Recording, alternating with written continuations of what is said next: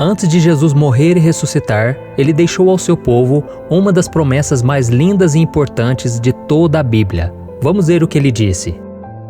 Não se perturbe o coração de vocês. Creiam em Deus, creiam também em mim. Na casa de meu pai há muitos aposentos. Se não fosse assim, eu lhes teria dito: vou preparar-lhes lugar. E se eu for lhes preparar lugar, voltarei e os levarei para mim, para que vocês estejam onde eu estiver. Vocês conhecem o caminho para onde vou. E é isso mesmo, irmãos. Jesus está no céu, preparando um lugar para nós. Ele está cuidando de tudo para que um dia, quando deixarmos este mundo e formos para a eternidade, tenhamos um lugar onde viveremos em paz e alegria eterna ao seu lado.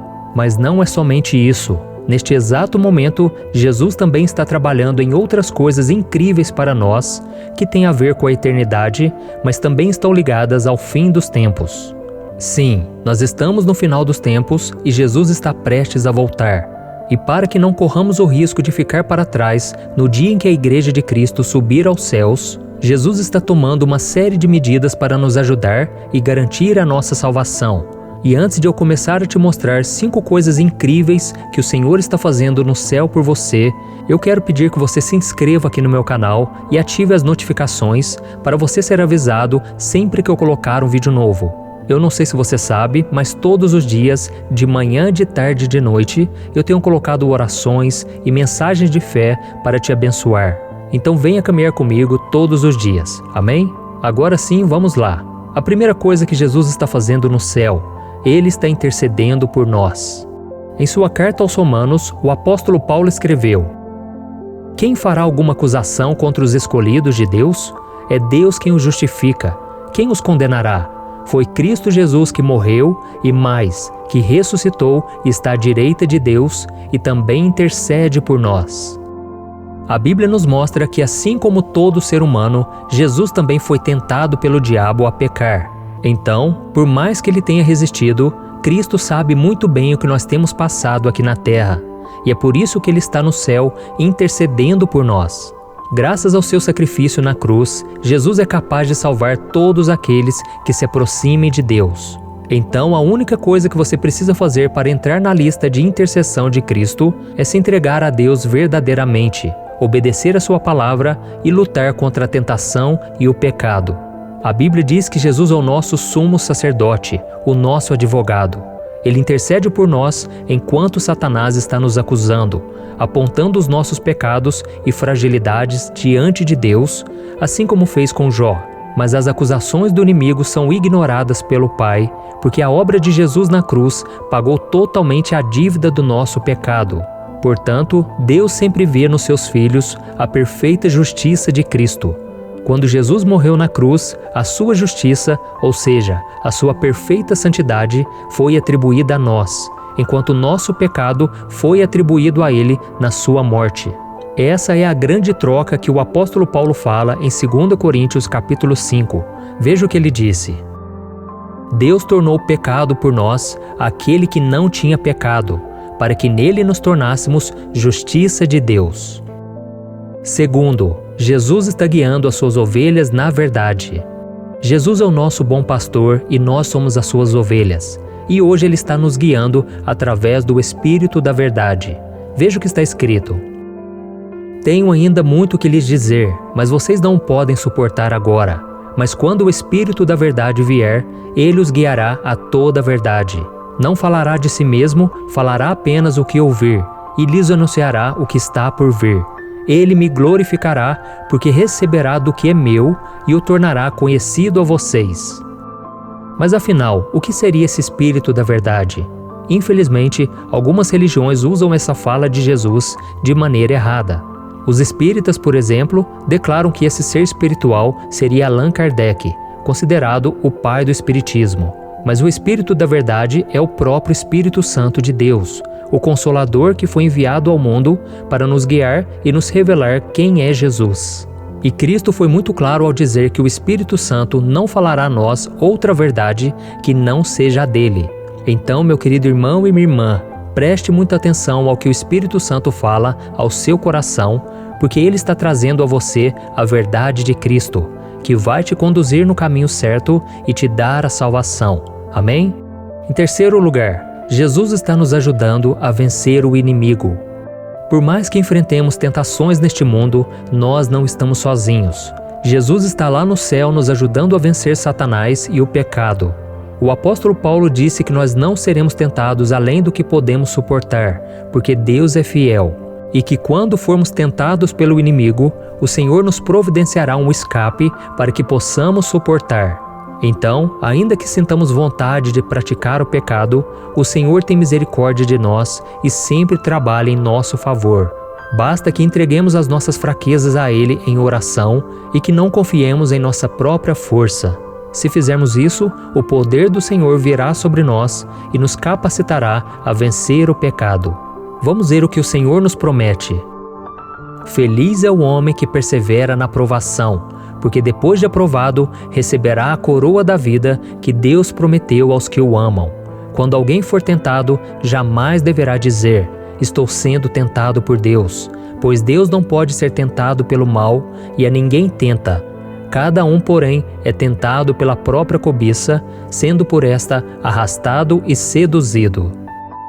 Em quarto lugar, Jesus está aperfeiçoando a nossa fé. Certa vez, Jesus disse: sejam perfeitos como perfeito é o Pai Celestial de vocês. Olha isso, irmãos. O Antigo Testamento nos mostra que Deus escolheu Abraão e lhe fez promessas grandiosas. Mas para que elas fossem cumpridas, ele deveria se tornar perfeito aos olhos do Senhor. E Jesus também pede a nós, cristãos, que sejamos assim.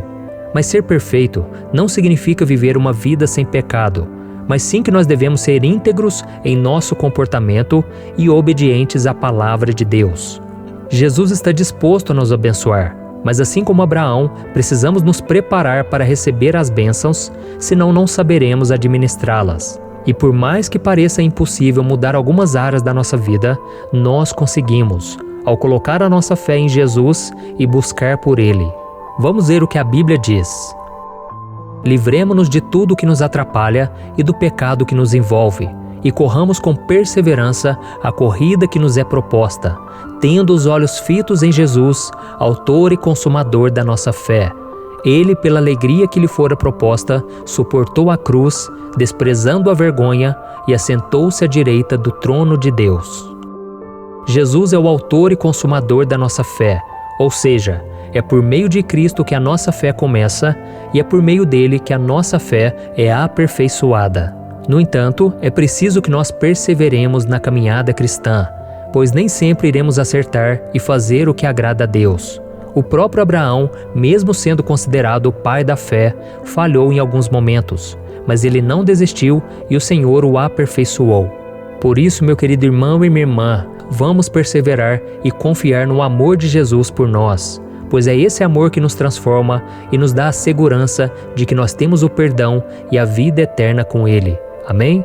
A salvação é pela graça, não é pelos nossos próprios méritos. E em quinto lugar, Jesus está nos capacitando a anunciar o Evangelho. Em Marcos capítulo 16, Jesus deu a seguinte ordem aos discípulos: vão por todo o mundo e preguem o Evangelho a todas as pessoas. E toda pessoa que aceita Jesus como o único Salvador de sua vida, recebe a missão de evangelizar outras pessoas. E esse chamado se torna ainda mais urgente quando nós levamos em consideração que estamos no fim dos tempos e que muita gente ainda não ouviu falar sobre o amor de Deus. Acontece que poucos são aqueles que estão dispostos a fazer isso. Vamos ver uma passagem que fala exatamente sobre isso. Jesus ia passando por todas as cidades e povoados, ensinando nas sinagogas, pregando as boas novas do reino e curando todas as enfermidades e doenças. Ao ver as multidões, teve compaixão delas, porque estavam aflitas e desamparadas, como ovelhas sem pastor. Então disse aos seus discípulos: a seara é grande, mas os trabalhadores são poucos.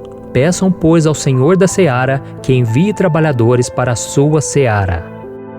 E você pode estar pensando aí: mas eu sou muito tímido, eu não levo jeito para falar com as pessoas, eu não sei muito da Bíblia, como eu vou poder cumprir essa ordem de Jesus? Irmão, Jesus quer que você saiba que pregar a palavra dele vai muito além de falar em público ou distribuir panfletos evangelísticos pelas ruas, por exemplo. É claro que essas duas atitudes são muito válidas e podem alcançar sim muitas vidas. Mas não são todas as pessoas que conseguem ser desinibidas a esse ponto. Por isso, anunciar as boas novas do Evangelho vai muito além. E mesmo sendo uma pessoa tímida, você pode falar do amor de Deus para os seus amigos, sua família, seus conhecidos, usando o seu próprio testemunho de vida. Basta que você ore e esteja disponível para ser usado pelo Senhor. Amém?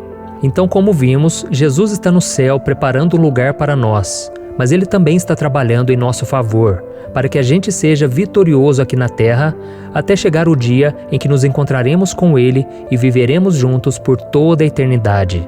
Por isso, meu querido irmão e minha irmã, pare de achar que você não tem valor, que Deus não está com você e que você nunca conseguirá ter uma comunhão com Ele. O Senhor prometeu que nunca vai te abandonar e que tudo irá cooperar para o seu bem. Amém? Eu sou o pastor Antônio Júnior. Se você gostou dessa mensagem, compartilhe com seus amigos, envie nos grupos de WhatsApp, vamos espalhar a palavra de Deus. E eu te espero então no próximo vídeo. Que Deus te abençoe.